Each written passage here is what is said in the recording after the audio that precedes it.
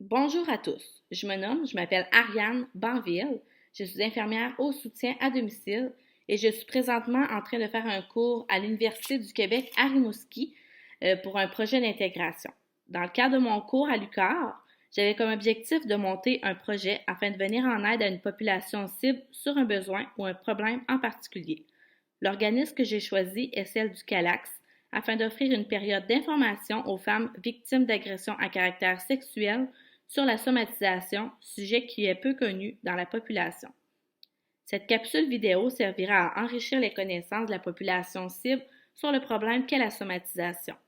De plus, à la fin de la capsule vidéo, vous aurez à remplir un questionnaire sur les connaissances acquises lors de l'enseignement, ce qui m'aidera grandement à évaluer l'apprentissage des femmes victimes d'agressions à caractère sexuel. La somatisation est un trouble psychologique qui se caractérise par des symptômes physiques, c'est-à-dire les symptômes que vous ressentez, accompagnés de pensées et de craintes excessives et inadaptées. Cela veut dire que la personne est persuadée qu'elle ressent un symptôme, mais qu'au final, ce symptôme est plutôt d'ordre psychologique. On dit que l'anxiété causée par la somatisation peut s'exprimer par une douleur physique qui n'a pas de véritable origine organique. C'est ce qu'on appelle l'anxiété somatisée. Le patient n'est généralement pas conscient des problèmes mentaux sous-jacents et pense avoir une maladie physique, de sorte qu'il continue à faire des demandes d'investigation médicale persistantes malgré des bilans négatifs répétés. Pour traduire cette définition, nous pouvons nous appuyer sur le fait que la somatisation s'explique par l'expression corporelle d'un sentiment ou d'une émotion. Par contre, il ne faut pas nier le fait qu'il faut tout d'abord éliminer une cause physique avant d'envisager une cause psychologique et émotionnelle. Une fois que les causes physiques sont éliminées, nous pouvons nous baser sur les consultations fréquentes de la patiente et les bilans négatifs répétés pour penser à la somatisation. Pour ce qui est des symptômes, la somatisation peut amener certains troubles cutanés, comme par exemple l'eczéma et des allergies. De plus, la somatisation peut se manifester sous forme de poussée de psoriasis, qui est une maladie inflammatoire qui se manifeste le plus souvent par des papules érythémateuses, qui sont des élevures de petite dimension, solides et ne contenant pas de liquide, bien limitées, et des plaques couvertes de squames, qui est de la peau qui se détache lors de certaines affections, ce qu'on appelle la desquamation argentée. De plus, cela peut se manifester par des verrues, de l'herpès, de la dermatite atopique, c'est-à-dire une forme d'eczéma. L'eczéma, c'est une affection inflammatoire chronique de la peau caractérisée par une sécheresse cutanée et des plaques rouges qui démangent intensément. L'eczéma qui se caractérise sous la forme de démangeaison et peut aussi se manifester sous forme de transpiration abondante. De plus, l'urticaire, qui est une réaction cutanée non contagieuse provoquée par une réaction du système immunitaire, peut faire partie des symptômes de la somatisation. Il s'agit d'une réaction sans danger et passagère. On remarque aussi qu'il peut y avoir du lichen planus, qui est une éruption inflammatoire récidivante qui revient souvent, faite de discrètes petites papules violacées qui peuvent confluer en plaques rugueuses, squameuses, souvent accompagnées de lésions buccales ou génitales. L'acné, c'est la cause d'une inflammation des glandes huileuses sous la peau qui contiennent des matières grasses appelées sébum. Et le vitiligo, c'est une perte des mélanocytes, qui est des cellules qui pigmentent la peau, de la peau qui entraîne une dépigmentation, ça veut dire dispersion des pigments qui colorent la peau, de zones cutanées de différentes tailles. De plus, la somatisation peut amener des troubles d'ordre digestif. On dit que la somatisation peut se manifester sous forme d'ulcères d'estomac, de colite, qui est une maladie inflammatoire de l'intestin, de maux de ventre, de diarrhée et de constipation. De plus, la personne souffrant de somatisation peut présenter des nausées inexpliquées, ce qui peut faire référence à l'anxiété causée par la crainte de ne pas savoir à quel problème elle fait face. Pour ce qui est des troubles respiratoires, on parle de sentiment d'oppression, ce qui veut dire une sensation d'un poids qui pèse sur la gorge, dans la gorge et dans la poitrine, de tachycardie, qui est le cœur qui bat à plus de 100 battements par minute, d'essoufflement, d'asthme et de syndrome hyperventilatoire, qui est la respiration rapide. Les troubles musculaires ou articulaires se manifestent par des douleurs dorsales ou au cou, des problèmes de coordination musculaire et des membres, des céphalées, qui est des maux de tête, des crampes musculaires et des raideurs de la nuque. Les troubles gynécologiques ou sexuels se traduisent par la mycose qui se manifeste par une irritation, des pertes et des démangeaisons intenses au niveau du vagin et de la vulve, des règles douloureuses, des douleurs vaginales pendant les rapports sexuels, ainsi que la dysménorrhée qui est l'absence des règles. Pour ce qui est des troubles psychiques qui concernent l'esprit et la pensée, cela se manifeste par de l'insomnie, qui est une difficulté à l'endormissement ou au maintien du sommeil, de l'irritabilité ou de l'agitation. Pour poursuivre avec les causes de la somatisation, cela peut se présenter sous forme d'un événement stressant, aigu, soit d'un stress chronique ou répétitif. De plus, cela peut se présenter en raison des facteurs de personnalité qui rendent la personne plus vulnérable au stress. Si la femme vivant la somatisation a eu des événements traumatiques dans son enfance, comme par exemple un décès, un divorce, une maladie grave ou des douleurs chroniques, lorsqu'une douleur dure plus que 3 mois, chez un membre de la famille, cela peut faire en sorte de l'amener à vouloir somatiser. Les troubles de personnalité tels que la bipolarité, les troubles obsessionnels compulsifs, la dépendance ou la personnalité antisociale font partie des causes de la somatisation. De plus, les agressions à caractère sexuel peuvent entraîner la somatisation. Un trouble somatoforme pourrait être l'expression de l'éducation reçue des parents pendant l'enfance qui favorisait l'expression somatique. Pour ce qui est des traitements non pharmacologiques, la somatisation peut être traitée à l'aide de traitements non pharmacologiques tels que la psychothérapie de soutien, qui est une thérapie qui a comme objectif d'apporter un soulagement symptomatique et de favoriser une meilleure adaptation aux circonstances de la vie. La démonstration d'empathie, la normalisation, le non-jugement, l'acceptation inconditionnelle font partie des éléments centraux de la thérapie de soutien. La thérapie brève dynamique individuelle permet de se soulager rapidement d'un problème mental ou émotionnel, d'un comportement inadapté, d'une dépendance et de changer. La thérapie de famille vise à mobiliser les ressources de la famille et à améliorer la communication entre ses membres en vue d'apaiser des symptômes et ou des difficultés relationnelles. Les consultations médicales font en sorte de consulter un psychologue ou un travailleur social qui amènera la femme à mieux gérer le problème prioritaire qui découle de l'ordre d'un problème psychologique au lieu de physique. Pour ce qui est des activités pour contrer à la somatisation, débutons avec le sport. Une activité physique régulière permet de diminuer la somatisation, probablement via des mécanismes adaptatifs, des systèmes de neurotransmission sérotoninergique impliqués dans la régulation de l'anxiété et de la perception nociceptive. Le sport libère des endorphines, qui est l'hormone du plaisir, et combat directement le stress. On ressent moins de douleur et plus de bien-être. On dit qu'il serait bien de faire une demi-heure de sport par jour. Il est à noter qu'une demi-heure de marche par jour ininterrompue d'un bon pas constitue notre quota minimum de sport par jour au regard de l'OMS, Organisation mondiale de la santé. La méditation, ce qui aide à mieux contrôler les émotions, ce qui atténue l'impact du stress. Méditer renforce l'attention, la concentration et les émotions. Il existe 3 grands types de méditation. Débutons avec la méditation d'attention focalisée. Ça consiste à apporter l'attention sur un objet unique pendant la totalité de la session de méditation. Cet objet pouvant être la respiration, le corps, voire un objet, un mantra, etc. Par la suite, il y a la méditation d'attention ouverte. Dans ce type de méditation, le pratiquant garde son attention ouverte à tous les aspects de l'expérience, sans jugement ou attachement. Le méditant demeure attentif à tout ce qu'il perçoit en lui ou autour de lui, sans se concentrer sur quelque chose en particulier. Par la suite, on a la méditation de présence altruiste et compatissante. Dans ce type de méditation, le pratiquant garde son attention ouverte à tous les aspects de l'expérience, sans jugement ou attachement. Le méditant demeure attentif à tout ce qu'il perçoit en lui ou autour de lui, sans se concentrer sur quelque chose en particulier.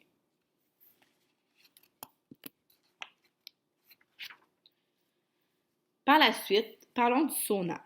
Une séance de sauna équivaut à une séance d'activité physique d'intensité moyenne. L'idéal est d'aller régulièrement au sauna. Idéalement, chaque séance d'une heure maximum se découpe de cette façon. Une première séance de 10 minutes pour habituer le corps à la chaleur. Bien entendu, il y a des contre-indications au sauna. Les voici. Une personne qui souffre de problèmes cardiaques, une personne qui souffre d'hypertension ou d'hypotension et une personne souffrant de troubles circulatoires. Troubles circulatoires, on parle de troubles cardiaques. Si vous souffrez de problèmes rénaux, de diabète, d'épilepsie ou bien que vous êtes enceinte, les bains de chaleur sont également à éviter. Le yoga. Le yoga permet d'étirer les muscles, de se recentrer et d'apaiser l'esprit tout en détendant son corps. La zoothérapie. Certaines études canadiennes démontrent que les interactions fréquentes entre les humains et les chiens de thérapie aidaient à diminuer le niveau de stress et à diminuer le sentiment de solitude. Ces animaux peuvent aider à réduire l'anxiété et à améliorer la socialisation. Parce qu'ils sont des êtres relationnels mais non verbaux, les animaux arrivent à contourner les mécanismes de protection qu'une personne peut mettre en place pour pallier à sa souffrance. Par exemple, une personne dépressive peut être motivée à faire une marche quotidienne si elle doit prendre soin de son chien. Si vous n'avez pas d'animal de compagnie, réfléchissez à quelqu'un dans votre entourage qui a un animal dont vous pourriez vous occuper. La thérapie par le rire. Le rire procure un anti-stress par excellence, ce qui impacte directement sur notre santé. Le rire apporte un bien-être profond et modifie la perception du monde qui nous entoure. Se changer les idées. Pour se changer les idées, on a différents aspects qu'on peut utiliser comme la pleine conscience. La pleine conscience consiste à porter une attention au moment présent, aux pensées, aux émotions, aux sensations physiques et en l'environnement de façon délibérée et sans porter de jugement ou poser d'étiquette. Il s'agit d'être pleinement en contact avec l'instant présent plutôt que de revivre le passé ou d'anticiper le futur. Afin d'éviter la somatisation, il est important de se changer les idées à l'aide d'activités de relaxation. En voici quelques-unes.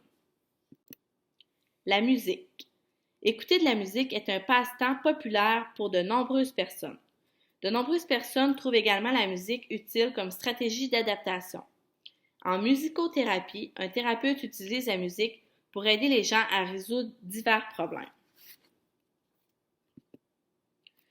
Pour ce qui est des techniques de respiration, on parle de la respiration profonde diaphragmatique. La respiration profonde diaphragmatique est utile pour combattre l'anxiété, le stress, les crises d'angoisse ou la dépression. Donc, on pratique la respiration profonde diaphragmatique comme suit. Allongez-vous sur le dos, les genoux pliés. Utilisez un oreiller si cela vous semble plus confortable. Placez une main sur le haut de votre estomac, juste au-dessus du diaphragme, là où la cage thoracique se termine. Placez l'autre main au milieu de la partie supérieure de votre poitrine. Inspirez lentement par le nez et concentrez-vous sur l'inspiration de l'air vers le diaphragme et les muscles abdominaux. Votre ventre doit pousser contre votre main lorsque vous inspirez et votre poitrine doit rester immobile. Pour expirer, laissez votre estomac tomber vers le bas en expirant par le nez. Pour ce qui est des techniques de respiration, comme je vous ai expliqué, là, on parle de la respiration diaphragmatique. Donc, on a une belle image ici là, qui explique comment ça fonctionne. Fait que ça aide là, beaucoup dans la gestion de l'anxiété qui amène à la somatisation. Ce sont des techniques de respiration qui aident à se recentrer sur le moment présent. Donc, on parle de la respiration à lèvres pincées. Elle est utile pour contrer l'anxiété et certaines affections respiratoires. Donc, asseyez-vous, le dos droit ou allongez-vous. Inspirez par le nez pendant 2 secondes. Faites descendre l'air dans votre abdomen. Pincez les lèvres et expirez lentement pendant 4 secondes. Vous devez prendre 2 fois plus de temps pour expirer que pour inspirer. Avec le temps, vous pouvez augmenter le nombre d'inspirations et d'expirations.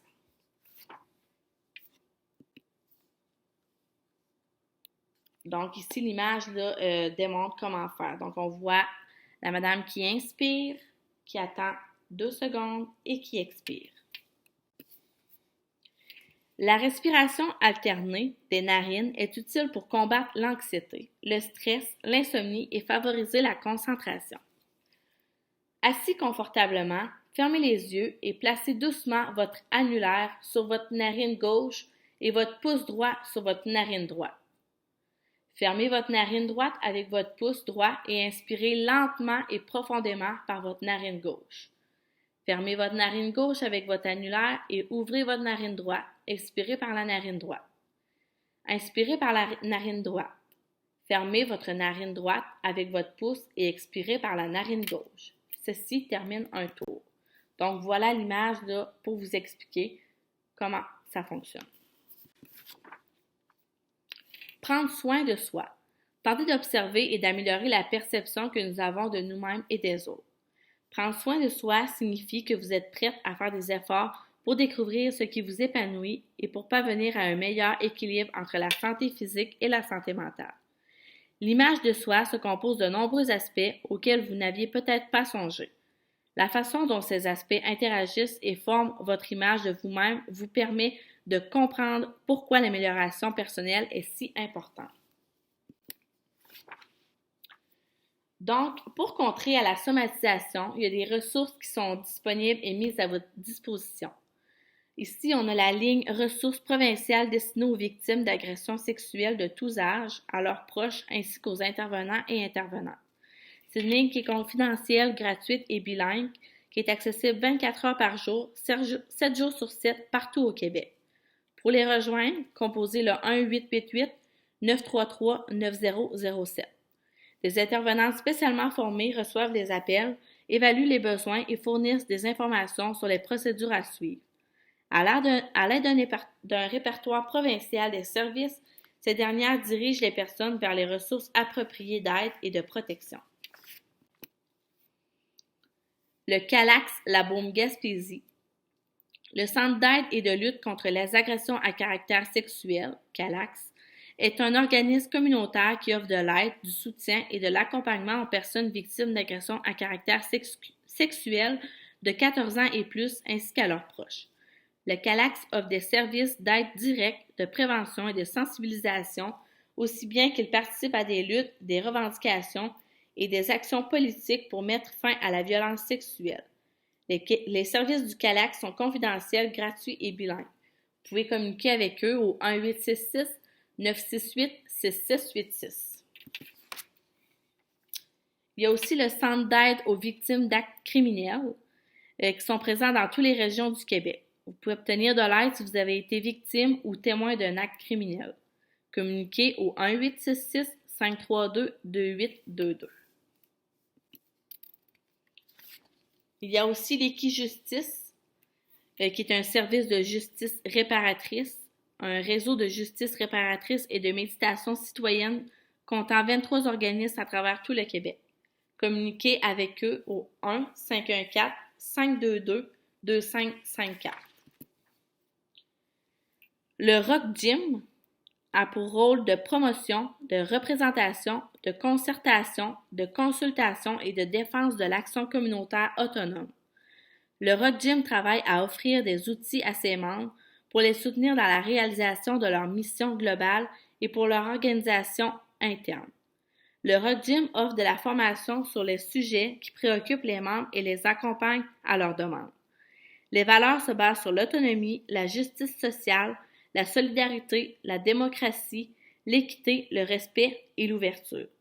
Communiquez avec eux au 418-368-2904. Pour ce qui est des intervenants disponibles, Les intervenants mis à votre disposition sont les médecins traitants ou ceux de l'urgence pour aider à traiter le problème prioritaire qui découle de la souffrance psychologique. Les intervenants sociaux du CALAX pour aider à parler de l'agression à caractère sexuel, mais aussi pour vous guider dans vos démarches qui suivront l'agression à caractère sexuel. Vous pouvez communiquer avec le CALAX au 1-866-968-6686. De plus, la directrice du CALAX vous aidera aussi à mieux vous diriger dans vos démarches que vous aurez à entreprendre. Il y a la ligne Info Sociale qui est à votre disposition si vous avez besoin de discuter en tout temps. Vous pouvez aussi communiquer avec Info Sociale au 811 en tout temps. Pour terminer la présentation, merci de bien vouloir compléter le questionnaire de connaissances afin que je puisse valider la conformité et la compréhension de l'enseignement sur la somatisation. Merci à vous tous pour votre participation et en souhaitant que l'information donnée vous sera bénéfique dans un avenir assez rapproché.